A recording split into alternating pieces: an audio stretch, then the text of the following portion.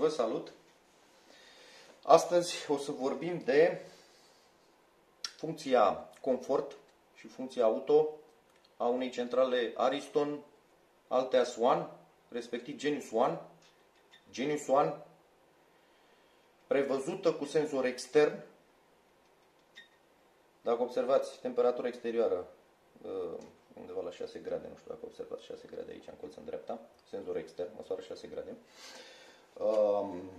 Cei care au Alteas One există în pachet, s-a montat cu siguranță de instalator, cred. Ce face? Să începem cu funcția confort. Funcția confort are trei funcții de fapt, care pot fi setate, respectiv ce am făcut? Am dezactivat funcția, apăsați pe confort și o să aveți dezactivată, adică să nu funcționeze, temporizată și totdeauna activă. Totdeauna activă, să începem cu totdeauna activă, înseamnă că centrala va porni la cât o setați, 43, 44, 45, cât vreți să o setați. Indicat ar fi să fie până în 45 de grade. Eu o țin la 43 pentru că nu vreau să fac mixul la baterie, pentru că e mai bine. E mai bine pentru că va merge flacăra va merge mai jos, va face recuperarea, o face și pe apă caldă. Asta e doar părerea mea. Eu o folosesc pe 43, 42, 43 pe aici. Vara mai puțin. Vara chiar 39, ceva de genul ăsta. Deci, totdeauna activ înseamnă că ea va funcționa și va face, respectiv la mine, 43 de grade în permanență. Eu voi avea 43 de grade în vasul pentru apă menajeră. Ea își va face circuitul în el și va face 43 de grade. În momentul când voi da drumul vorbim de totdeauna activă. În momentul în care voi da drumul la robinet, că e la baie, că e la ghivetă, pe apă caldă, ea va porni și va compensa pierderea de câteva secunde până pleacă flacăra, până încălzește, mai durează câteva secunde și va veni apă rece. În schimb, nu poate compensa apa care, efectiv de aici, de unde pleacă din centrală, pe apă caldă, până la bateria respectivă, că e mai aproape, cu cât e mai departe, cu atât e mai problematic, că va trebui să o lăsați să curgă, veți avea, nu face nicio centrală chestia asta, va veni apa rece după țeavă, dar veți compensa secundele alea, care sunt esențiale, și va veni apă caldă, relativ mult mai repede decât fără funcția aceasta activată, care consider că e foarte bună, mai ales pe timp de iarnă. Eu am lăsat-o pe confort, dar pe varianta temporizată. Adică, pentru că lăsând-o pe totdeauna activă, de exemplu, ea consumă gaz, clar. Nu există confort fără să consume gaz. Dar eu zic că consumul nu e atât de mare pe funcția temporizată raportat la confortul care ți-l oferă.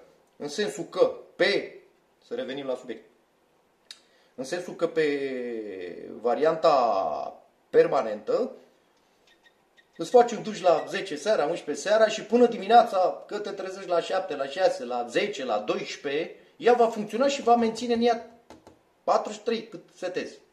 Ceea ce e o risipă de gaz. Pentru că nu o folosești. În funcția asta temporizată, ce face? În momentul în care ai dat prima dată drumul la apă, pur și simplu îi dai un semnal. Cum fac eu acum la bucătărie. Am dat un semnal, a plecat, am închis-o. Ea nu se oprește, ea funcționează până când își face temperatura. Ea deja e activă. E posibil să, dacă observați, se aude. Ea își menține 43 de grade și câștigi timpul ăsta până când pleacă arzătorul, până când încălzește, durează câteva secunde, ceea ce e o risipă de apă și apa e destul de scumpă.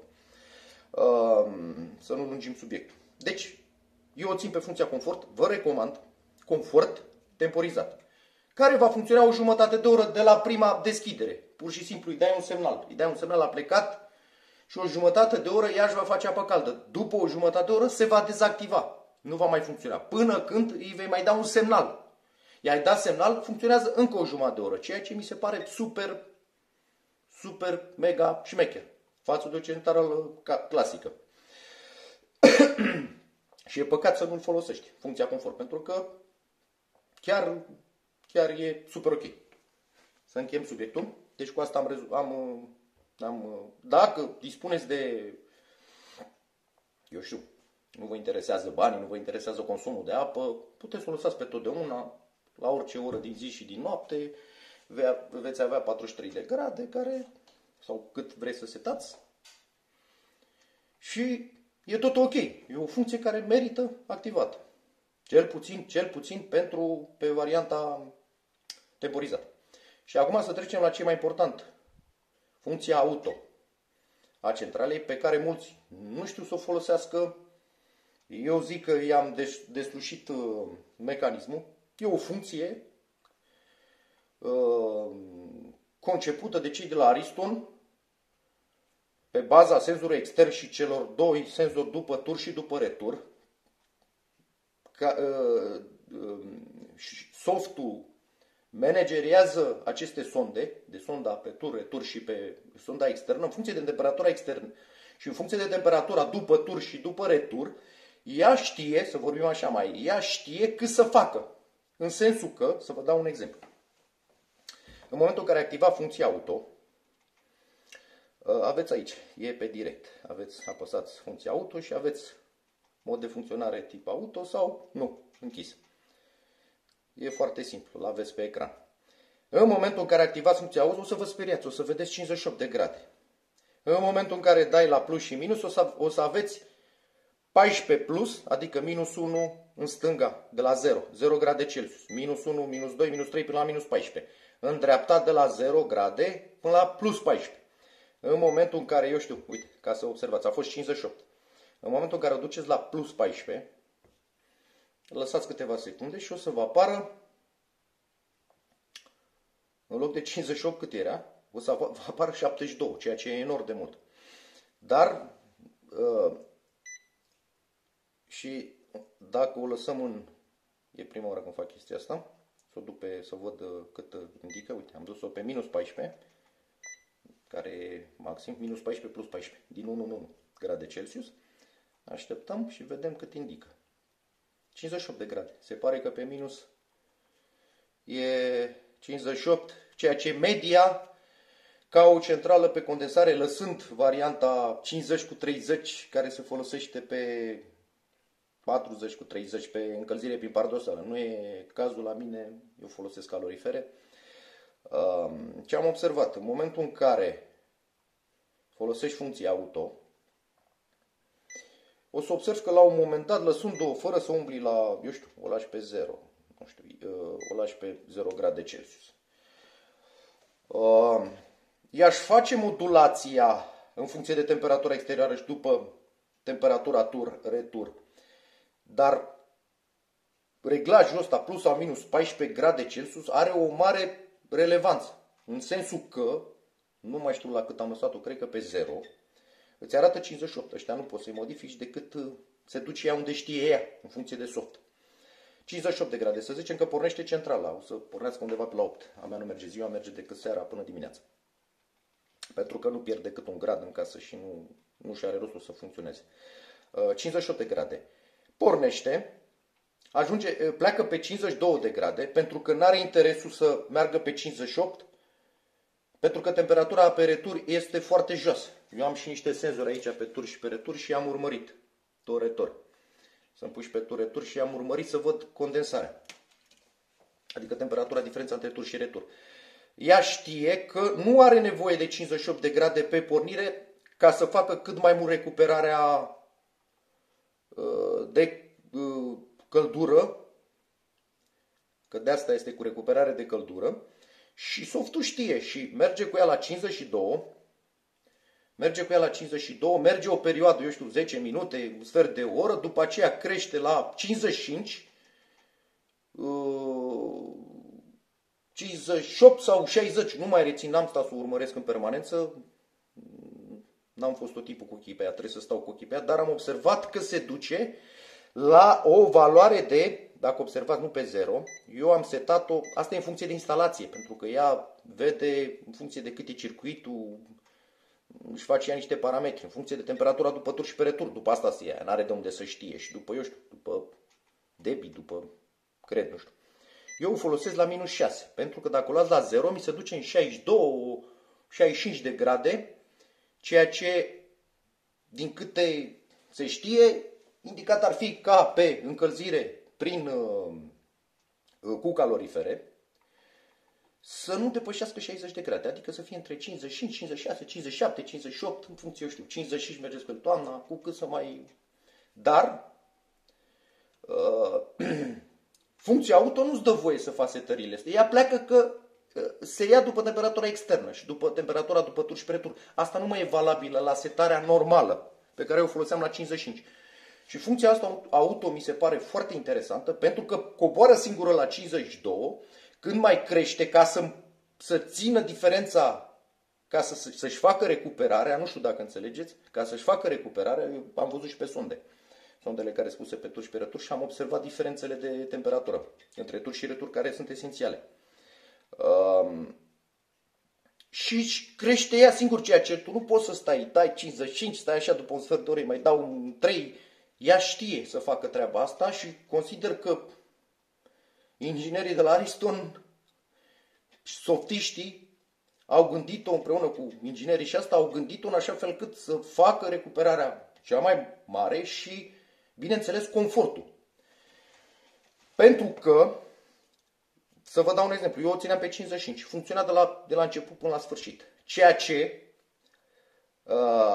dacă gândim logic, la un moment dat se ducea undeva. Interesul este să-i faceți reglajul la plus sau minus, indic. La mine merge pe minus. Dar o urmăriți odată și după aceea știți. Bine, că asta poate e influențată și temperatura externă. Am dat 6 grade. O să văd cum funcționează și pe... Dar nu o să o las, o să-i dau din minus până la minus 14. O să-i dau în așa fel cât să nu depășească 60 de grade. Pentru că am casa izolată și nu consider că peste 60 nu mai face recuperarea. Zic eu, nu știu, dacă ei au gândit-o așa, de asta are și plus și minus. Nu știu exact și nu știu dacă poate să-mi explice cineva, n-am găsit pe niciunde, pentru că sunt toate informațiile sunt are, face, dar nu spune nimeni ce trebuie să faci, cum trebuie să faci. Ducându-se spre 58 spre sfârșitul ciclului, când se apropie, ea știe că mai are 0,3 grade, 0,5 grade până să se oprească. Până în momentul în care până în temperatura setată pe termostat. Ducându-se în 58 și nu rămânând sau chiar în 60, indicat ar fi să nu depășească 60. Deci reglajul ăsta făcut în plus și minus, eu îl țin pe minus 6. Nu știu cum funcționează la altă centrală, v-am spus, depinde. Dar asta trebuie să urmăriți, să nu depășească, să nu vă speriați că 58 e super ok. 55, 56, 57, 58, nu aveți treabă cu asta. Important e să o duceți pe minus sau pe plus, nu știu cum funcționează, pentru că n-am cum să-mi dau seama. Eu vorbesc doar pentru centrala mea și pe instalația mea. Dar asta trebuie să urmăriți, să nu depășească 60 chiar și pe vârf. În momentul în care ajunge la 58 sau chiar 60, că am observat că se duce chiar și în 60, acum nu știu, ea știe ce să facă, dar nu mai mult de 60. Asta urmăresc să nu se ducă mai mult de 60 ca să fie maximul de eficiență, care o consider eu, de informația pe care mă bazez eu. Dar poate ea se duce în 65 și știe în funcție de temperatură externă și poate că ea face mai bine. Dar eu nu am încredere, momentan nu am încredere. Nu am informația asta. Și eu, personal, eu așa o folosesc și consider că pe baza la informațiile pe care sunt oferite pe internet și de Ariston și de astea, recuperarea de energie se face între maxim 60. Vorbim de calorifere, nu vorbim de încălzire prin paradoxală. Maximul de eficiență e 50 cu 30 sau 40 cu 30 că trebuie încălzire prin paradoxală, dar nu e cazul. Vorbim de încălzirea prin calorifere. Să nu uit.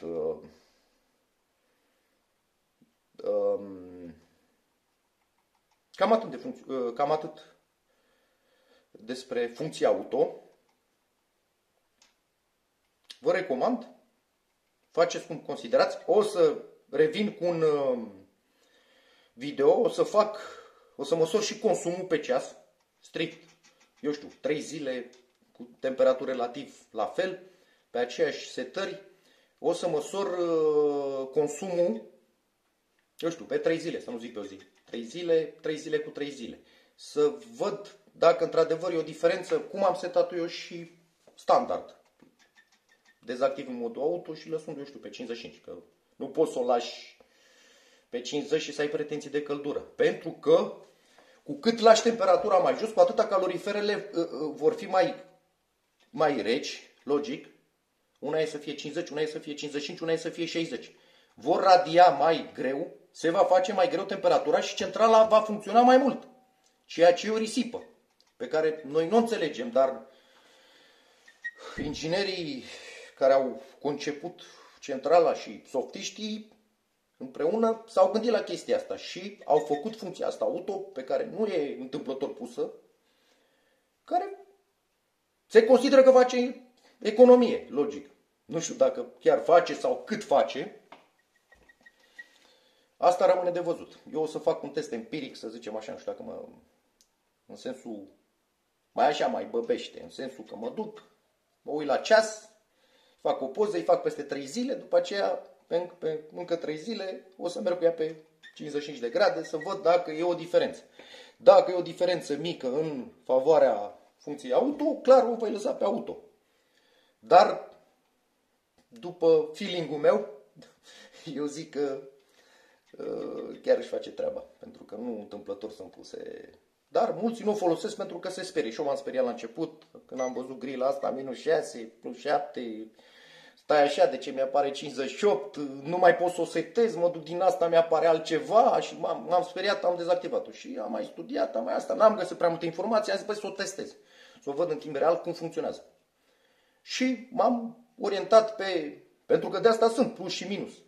De asta sunt, nu poate funcționa decât să-i mai faci tu niște setări, că de-aia sunt plus și minus 14 grade.